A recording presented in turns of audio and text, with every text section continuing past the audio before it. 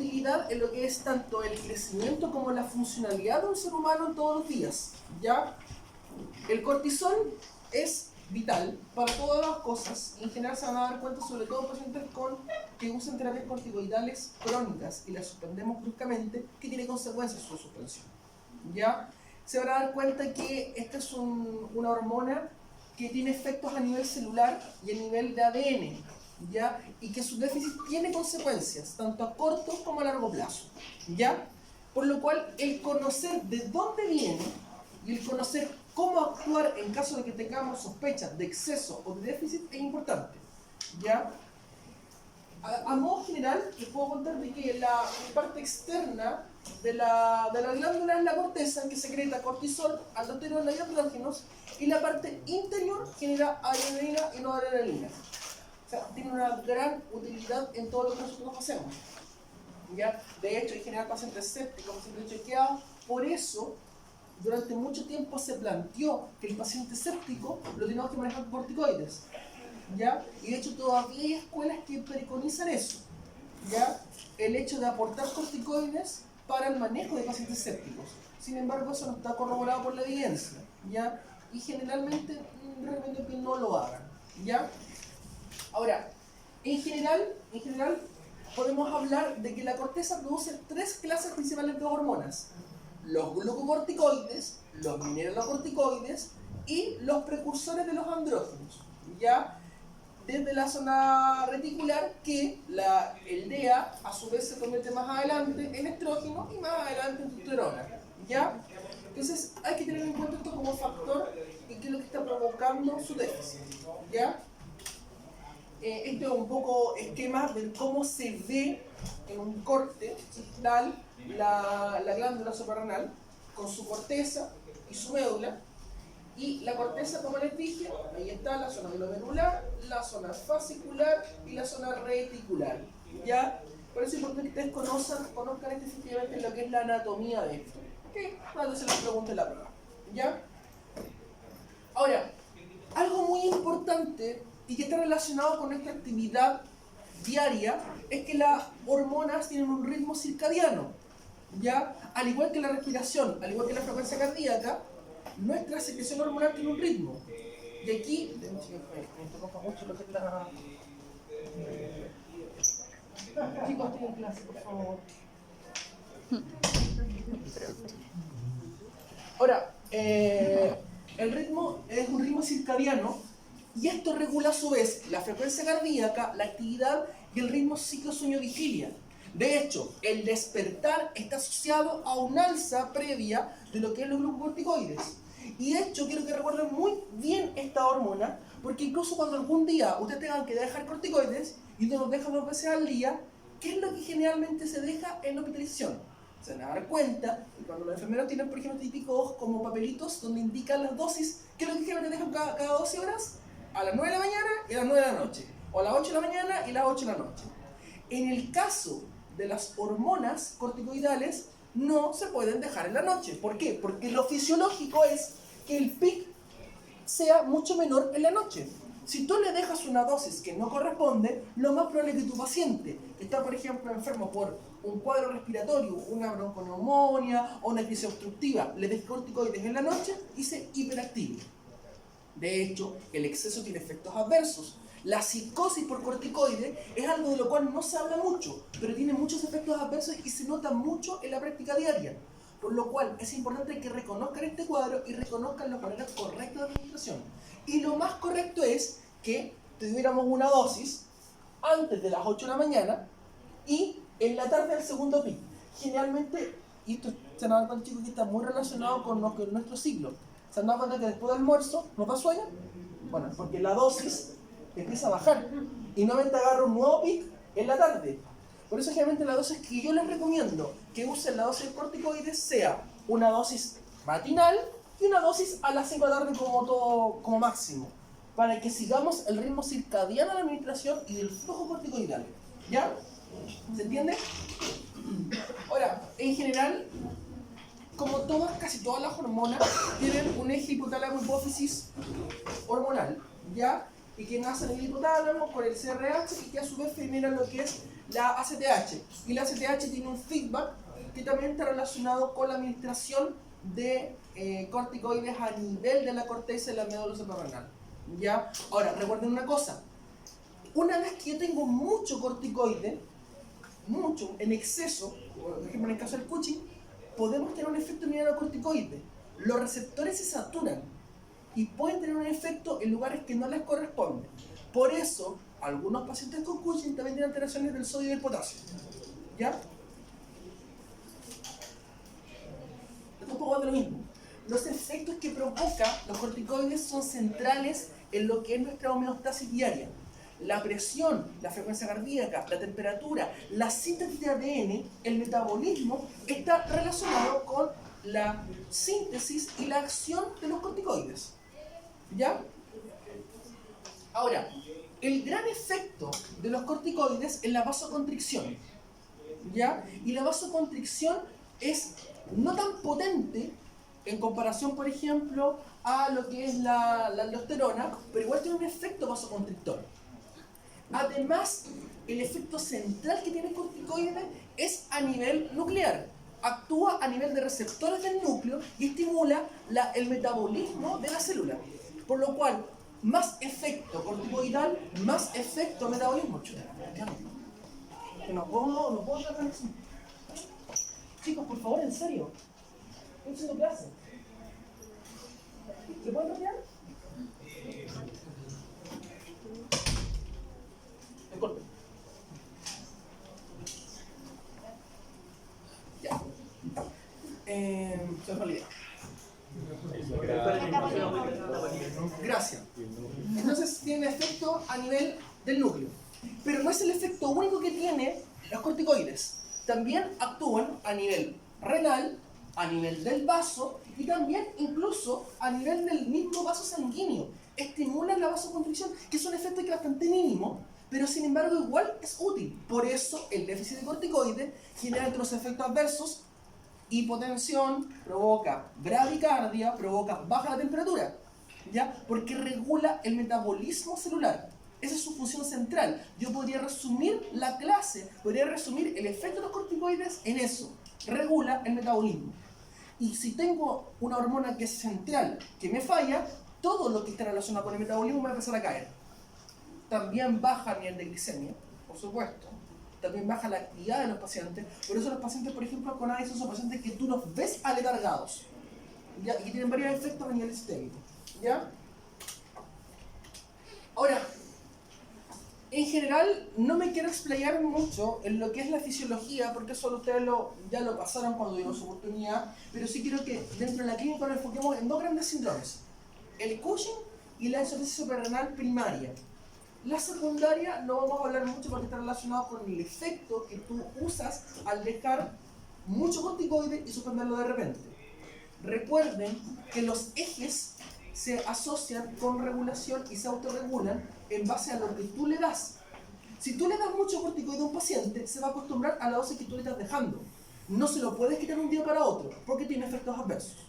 Y por la otra vereda, a un paciente que le das una dosis excesiva de corticoides, más de lo que necesita, genera efectos adversos también. Y cuando hablamos de exceso, hablamos del síndrome de Cushing, que no es lo mismo que la enfermedad de Cushing. ¿Alguien me puede decir cuál es la diferencia entre el síndrome y la enfermedad? ¿Cómo? No. En este caso, no. La definición es correcta de síndrome. Pero en el caso de síndrome y enfermedad, no esa es la diferencia. El síndrome está relacionado por cualquier causa que provoque un exceso de hormona corticoidal, que puede ser por aportes endógenos o aporte exógeno. Y la enfermedad de Cushing es un tumor que provoca hormona corticoidal y que está en el cerebro. Esa es la diferencia. ¿Ya? Hay gente que no sabía, ¿eh? Tienen que decirlo. Entonces, como les dije, en conjunto, síndrome, como tú ya lo dijiste, síndrome, ¿cómo te llamas tú? Luis. Como Luis bien lo dijo, es un conjunto de síntomas y signos que se encuentran asociados al exceso de cortisol. Y ya conversamos un poco el efecto, ¿ya?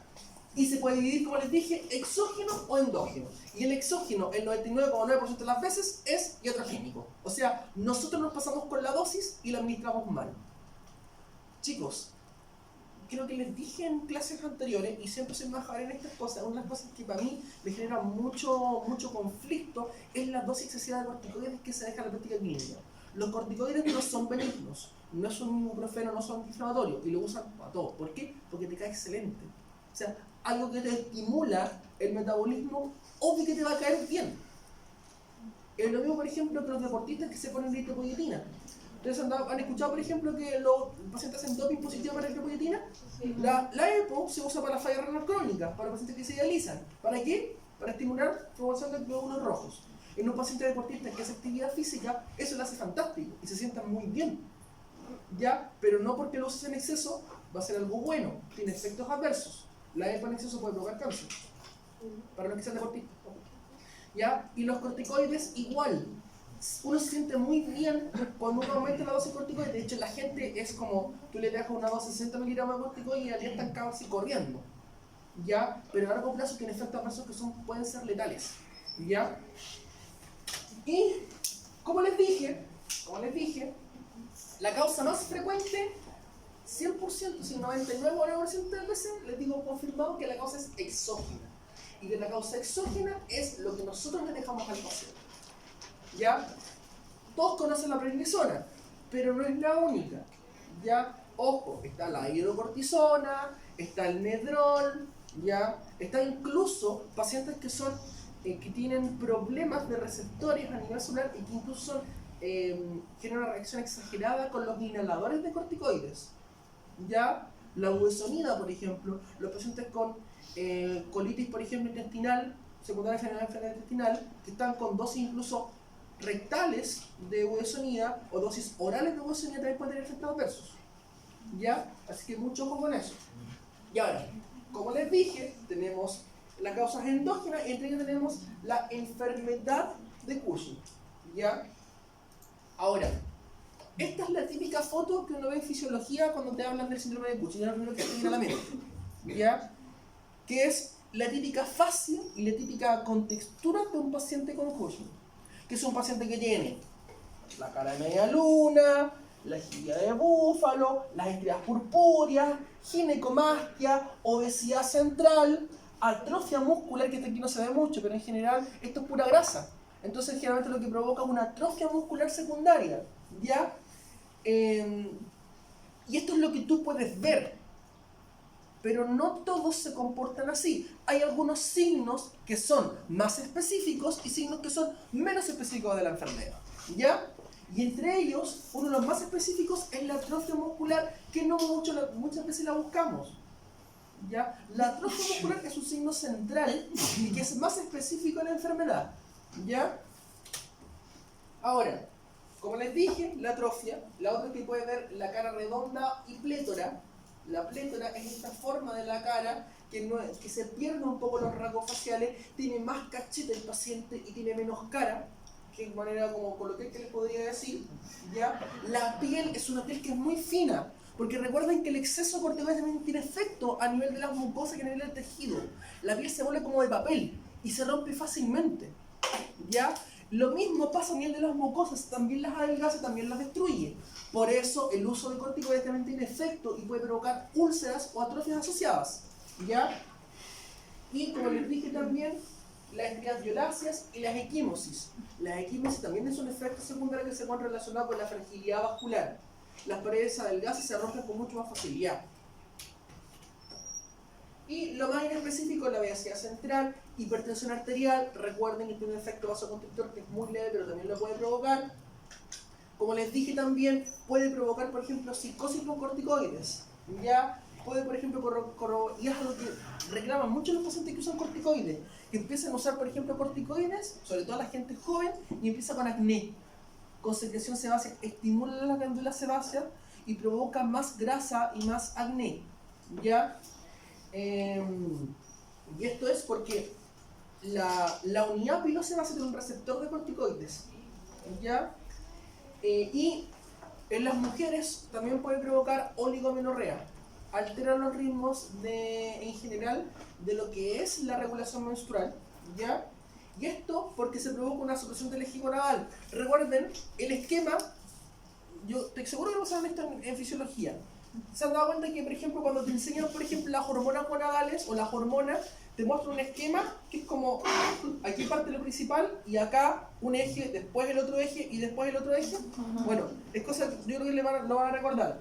Cuando tú, por ejemplo, tienes exceso de una línea, lo que está para abajo se empieza a suprimir.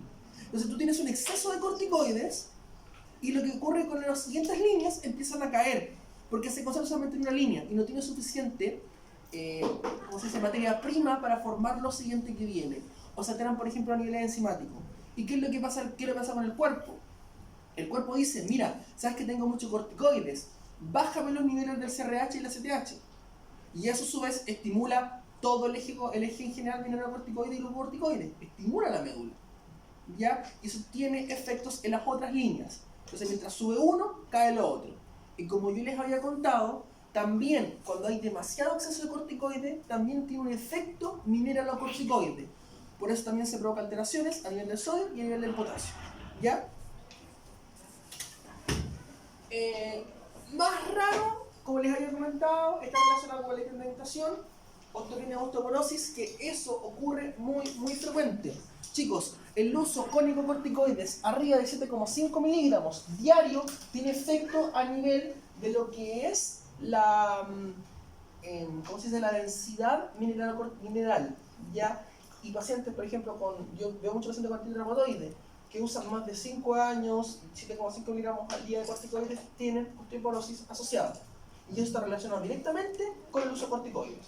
De hecho, es un gran tema dentro de la medicina interna, la osteoporosis secundaria a corticoides, ¿ya? Y un poco más relacionado con los efectos, provoca por supuesto eosinofilia, linfopenia relacionada con alteraciones de las series blancas y rojas por el uso de corticoides, provoca, como les dije, elevación de la glicemia. De hecho, una de las grandes causas de diabetes, entre los tipos específicos de diabetes, es la diabetes secundaria a corticoides, ¿ya? La dislipidemia, porque también eleva los triglicéridos, y la hipocalemia, como les dije, asociada al efecto de la CTH secundaria. Ya. La primera gran cosa que les puedo comentar es cómo yo hago un diagnóstico de lo que es un sistema de Cushing. Y lo primero que les quiero enseñar con respecto al diagnóstico es que el cortisol basal no sirve. Porque se pide con mucha frecuencia cortisol basal. Pero ¿cuál es el problema del cortisol basal? El cortisol basal me dice que a esa hora, a las 8 de la mañana, tenía, no sé, un cortisol de, supongamos, 100, 200, 300. Pero ¿qué pasa si esa mañana yo estaba nervioso, estresado porque me hacían el examen? ¿Qué pasa, por ejemplo, si ese día tenía un examen importante antes de ir a tomarme el examen de sangre? Entonces, ojo que el valor en sí no tiene ningún valor. Me podría entrar si tuviera, por ejemplo, un cortisol de 5.000, 6.000. Pero el hecho de que esté, por ejemplo, en 100, 200, 300, 500 no tiene ningún valor. Porque recuerden de que es una hormona que es muy sensible a los cambios, a las emociones. Y recuerden de que el cortisol es una hormona de estrés. Y como yo les mostré el ciclo circadiano, a las 8 de la mañana, lo más probable es que el cortisol esté alto. Entonces, no tiene un valor específico. ¿Para qué es útil cortisol basal? Generalmente cuando tiene valores exageradamente altos o cuando tienes un valor que es muy bajo. Porque te hace pensar en insuficiencia renal secundaria o primaria, porque son como las causas. ¿Ya? Entonces, les voy a mostrar un poco los exámenes que se pueden hacer. Ojalá los hagan en orden. ¿Ya? Y con el primero que uno tiene que partir es con el cortisol libre urinario, ¿ya? Que es un examen que tiene alta sensibilidad y alta especificidad, ¿ya? Y generalmente es positivo cuando el control es sobre el intervalo normal 2 o más veces. ¿Por qué 2 o más veces? Porque a diferencia del cortisol plasmático, es mucho más sensible a los cambios de estrés, pero valores, por ejemplo, una vez, entre 1 y 2 veces puede ser también asociado a estrés. Pero sobre 2, lo más probable es que sea relacionado con un exceso de corticoides. Una vez que tú tengas ese examen positivo, pasas al segundo nivel de exámenes. Porque el primer examen es el que te orienta, pero no es el que hace el diagnóstico 100%. Pasamos al segundo examen, y el segundo examen es un test de supresión con dexametasona. ¿Qué es lo que hago básicamente? Yo hospitalizo al paciente, o si es un paciente muy clave, le digo, mira, tómate esta dosis de dexametasona, y lo normal es que, asociado a la dosis de dexametasona, mi eje responda a este nivel. ¿Se entiende? Porque recordemos el feedback que dimos anteriormente. Lo normal es que si yo, por ejemplo, te dejo una dosis de dexametasona, el cerebro diga, tengo mucha dexametasona, bájame los niveles. Entonces lo más probable es que si yo le tomo una dosis de dexametasona, mañana el nivel va a salir más bajo. ¿Ya? Ahora, aquí pueden ocurrir dos cosas, dos escenarios. En el síndrome de Cushing, cuando tenemos un paciente con un síndrome que está relacionado con un aporte exógeno generalmente de corticoides, el nivel empieza a bajar, pero no en dosis bajas, sino que en dosis altas. Por ejemplo, yo con 4 miligramos quizá no responda. Quizá responda con 8, con 12, con 15, ahí recién empieza a responder, pero responde. A diferencia de la enfermedad de Cushing, que la causa es un tumor que provoca CTH, eso, independiente del valor que yo le deje, va a seguir, ¿cómo se llama? Normal, sin importar el valor de la dexametasona que yo le deje. Porque aquí el eje no está funcionando, porque tengo un tumor que está provocando ACTH. ¿Se entiende? Entonces, repasemos. El test de Nagel tiene 3 escenarios. Normal, que baje con la dosis que te deje. Síndrome de Cushing, que baje con dosis moderadas o altas. Y la enfermedad de Cushing, que no baja con ninguna dosis. Y las causas ya se las expliqué. Hasta aquí, ¿alguna pregunta? Dígame. Si el cortisol libre urinario sale normal, y yo igual yo escuchaba algo... Al igual. Porque puede salir normal. De hecho, el valor positivo orienta mucho, pero el valor negativo no lo descarta. A pesar de que habla que tiene sensibilidad y especificidad alta, en estos pacientes generalmente no es suficiente. Por eso siempre yo les recomiendo que una vez que hagan el primer examen, al tiro hagan el segundo. Pero partan con el cortisol libre urinario, que es más fácil de hacer. ¿Ya? ¿Claro? Dígame. ¿Cuáles son los valores normales de cortisol urinario? Depende del laboratorio, pero generalmente puede variar entre 1 y 2. ¿Ya? ¿Dos qué? Depende mucho, dos gamas. Dos gamas. O sea, 2 gamas por decir, son valores súper pequeños. ¿Ya? Y otro examen, que este paciente requiere que esté hospitalizado al paciente porque no hay ninguna parte donde hagan el cortisol salival nocturno en un paciente ambulatorio. Y que básicamente lo mismo. El cortisol, al igual que en la sangre, está en la saliva, en los fluidos corporales. Hasta en el semen hay cortisol. ¿Ya? Pero, en general, al igual que en la sangre, el ritmo tiene un ritmo que es mucho menor, y por lo cual, en general, su valor más bajo es en la noche. Entonces, ¿qué uno les deja? Medición del cortisol salival. Es un examen que en general no es tan bueno, pero si está positivo, es altamente específico que tenga la enfermedad. ¿Ya? Pero el problema es que el cortisol salival también es muy sensible a los cambios de estrés, por eso requiere que el paciente no esté estresado. Y por eso se sugiere que esté hospitalizado el paciente. Pero si tiene mala suerte, que está en una sala donde están todos los pacientes enfermos, que están gritando, no va a poner que ese examen no me sirva para nada. Así que te recomiendo que no lo hagan. Ya, los otros dos está bien. Otro, que es el test de Lidl. El test de Lidl generalmente se usa con dosis bajas de dexametasona. Este es un test que es mucho más sensible, ¿ya? Y cuando el test de Nagel que hicimos no nota los resultados que uno espera o tiene una razón de sospecha, puedes hacer un test de Needle. Y generalmente uno usa dexametasona 0,5 miligramos cada 6 horas por 2 días. Es una dosis súper baja. ¿Ya? Para que se hagan una idea, chicos, la dosis que nosotros generalmente dejamos de dexametasona son 4 miligramos. ¿Ya? Estamos dejando 4 miligramos al día por 2 días partidos. ¿Para qué? Para que siga un ritmo. Y después juntamos orina y después lo medimos. ¿Ya? Aquí el valor menor de 26 gamas en 24 horas es el positivo para los pacientes normales.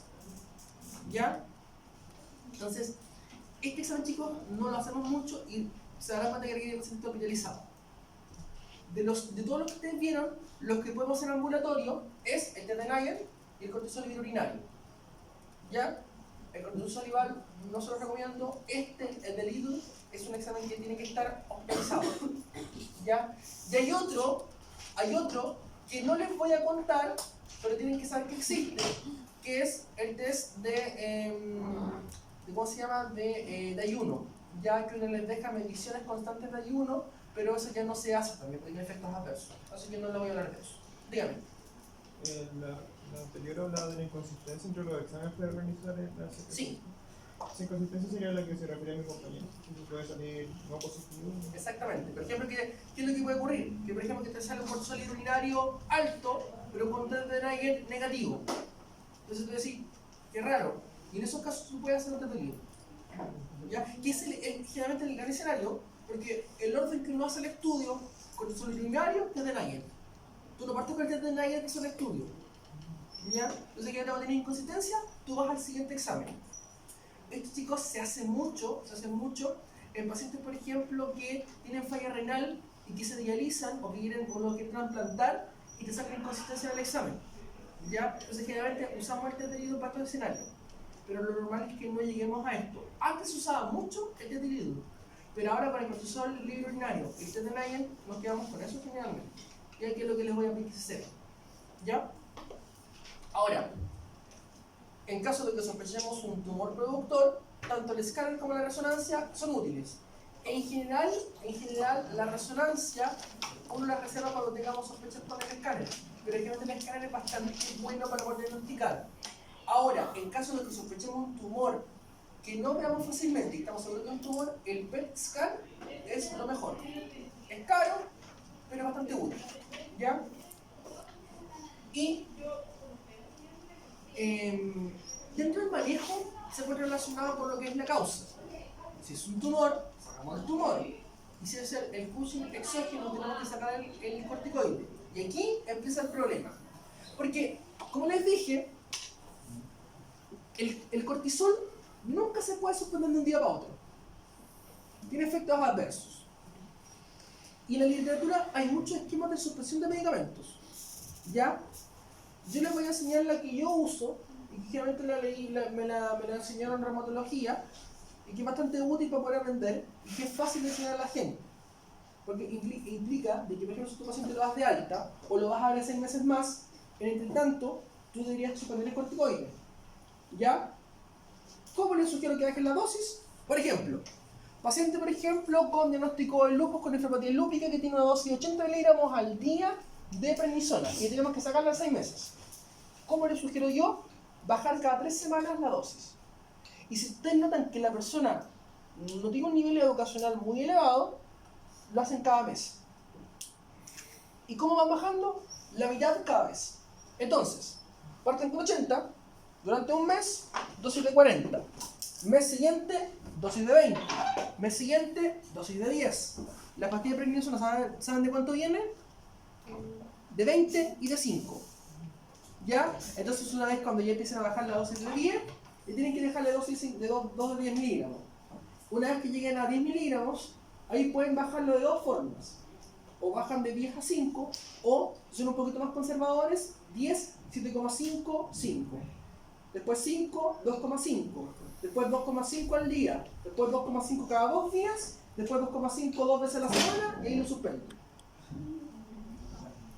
Por eso, chicos, no se casen con el cortisol. No se casen con los corticoides. Si ustedes usan de dosis más de 7 días, ya van a tener efectos en el eje. Dosis mayores de 14 días están obligados a bajarlo como les enseñé. Entre 7 y 14 días pueden bajar, por ejemplo, 20, de 20 a 10, de 10 a 5 y 5 a 0. ¿Ya? Pero si tienen dosis grandes y mucho periodo de tiempo, tienen que bajarlo de a poco, porque les va a provocar efectos adversos. Los pacientes se sienten mal cuando bajan la dosis y les van a reclamar hasta por si acaso, porque todos sus achaques se les van a pasar. Los pacientes, por ejemplo, con artrosis se les pasan los dolores, los pacientes, por ejemplo, con asma están mucho más compensados, los pacientes con hipotensión en crisis, o sea, todos se sienten fantásticos. Pero recuerden que tiene efectos adversos en todo nivel. Entonces, como les dije, vaya bajando la dosis progresivamente de los corticoides.